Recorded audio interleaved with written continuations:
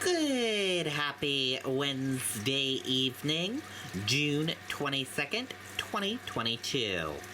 I'm Riley King. Welcome to this Wednesday evening edition of the Riley King Newscast, right here on the Riley King Network. We have a lot of news to get to this Wednesday evening, so let's get started right now. First up, father of Harmony Montgomery spends 23 hours each day in cell. Let's take a listen to that video from WMUR News 9.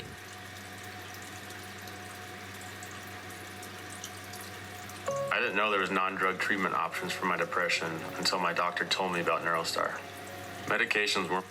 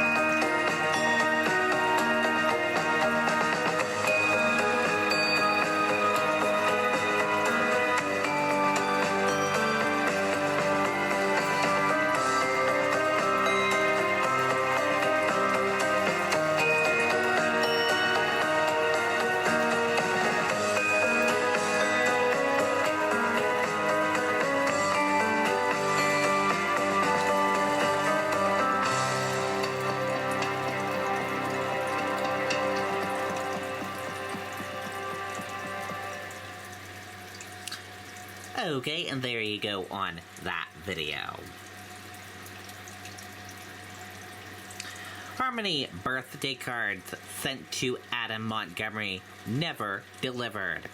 The father of a missing 8-year-old girl spends 1 hour each day outside his cell at the Valley Street Jail. News 9 investigates has learned. Adam Montgomery is in custody on assault and weapon charges and has been in jail since January 2nd.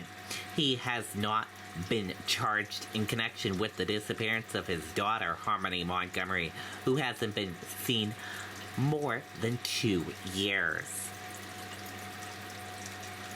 Correction officials said Adam Montgomery is living in a house alone protocol, which means he gets 1 hour each day outside his cell.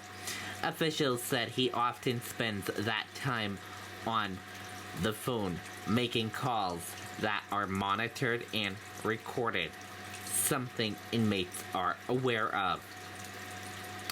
News 9 Investigates has also learned that Adam Montgomery requested to be moved to a medical unit with 8 other inmates. That request was denied, with officials citing safety concerns for Adam Montgomery.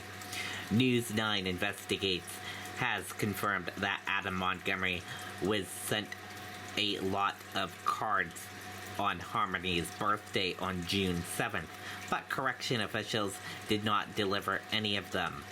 All mail, except legal documents, is opened before being passed along to inmates. Correction officials said the decision was made not to deliver birthday cards to him and keep them in a file instead.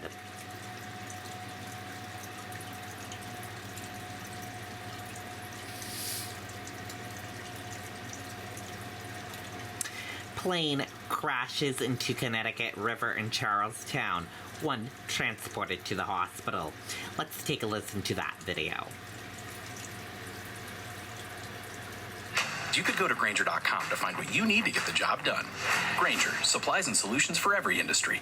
We are following breaking news out of Charlestown out this hour, where one person was injured after a plane crashed into the Connecticut River. You are looking at live pictures from the scene near the Great Meadows hiking trail. You can see part of the plane sticking out of the water there. Investigators say the pilot reported engine problems shortly before the crash. We'll continue to follow this story and bring you the latest as soon as it comes in to the newsroom. Okay, and there you go on that video and that report.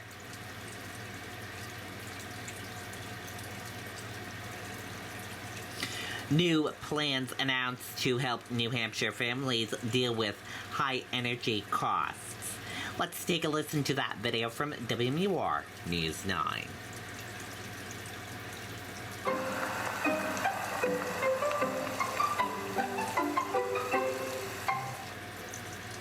The rising cost of energy adding to the high cost of so much else these days. You know, we're retirees, so, you know, the bottom line is you get a certain amount every month and that's it. And when the prices go up, you suffer.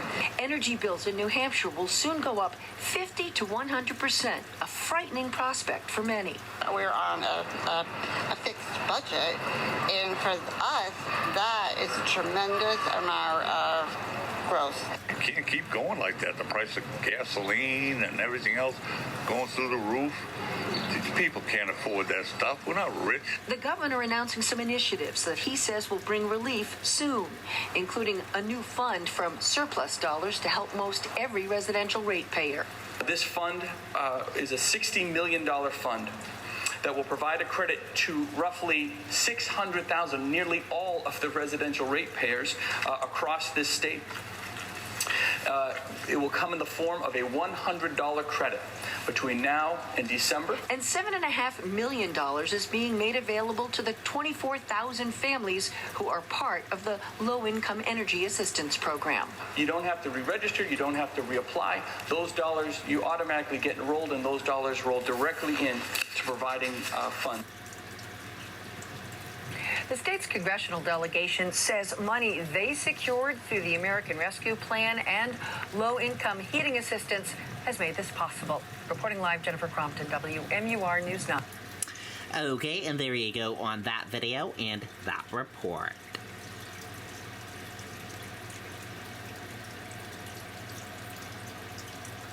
New Hampshire officials released initial list of places offering COVID-19 vaccines for children under 5. Let's take a listen to that video. PNC Bank believes that if a pair of goggles can help your backhand get better, then your bank should help you budget even better.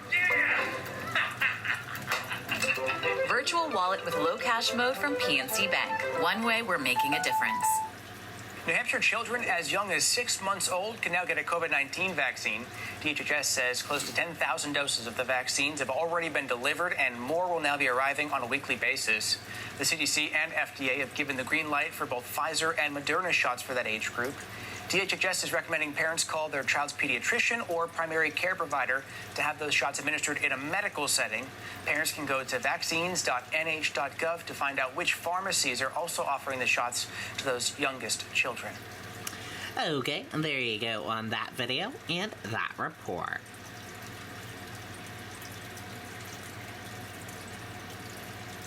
Manchester murder suspect waives right to arraignment Wednesday. Let's take a listen to that video from WMUR News 9.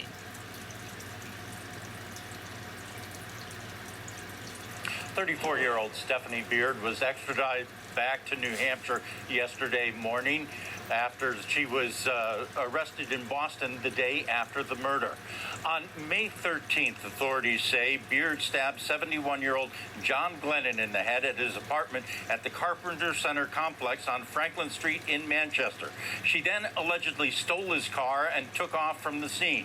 Beard is now facing charges of second-degree murder and theft. She's scheduled to be arraigned here at the Hillsborough County Superior Courthouse at 1 this afternoon. At this point, it's not clear what led up to the killing. However, Beard's mother did tell News 9 that her daughter has suffered from homelessness and addiction problems the past few years. The arraignment is scheduled for 1 o'clock this afternoon. Reporting live in Manchester, Ray Brewer, WMUR News 9. Okay, and there you go on that video and that report.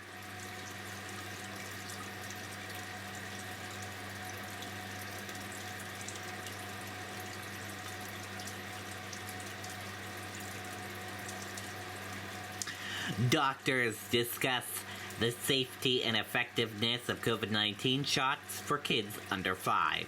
Let's take a listen to that video from KMBC.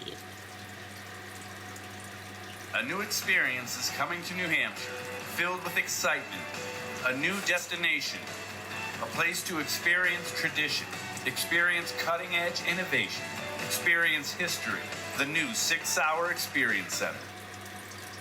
The wait is over for local parents who have been wanting to have their younger children vaccinated for COVID-19. Saturday at Children's Mercy Hospital, Kansas, children 6 months to 4 years can go to the vaccination clinic. It's been a long wait to get the younger kids approved for the vaccine, and a lot of parents still feeling very hesitant about the whole process. But Dr. Myers from Children's Mercy told us today that the vaccine is perfectly safe for younger children. The whole reason we do this is to keep kids from getting sick in the first place.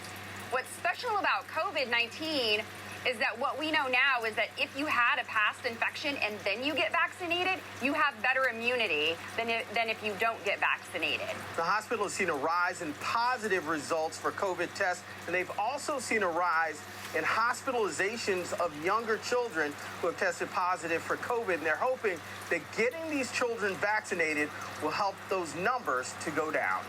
At Children's Mercy, Dennis Evans, KBC 9 News.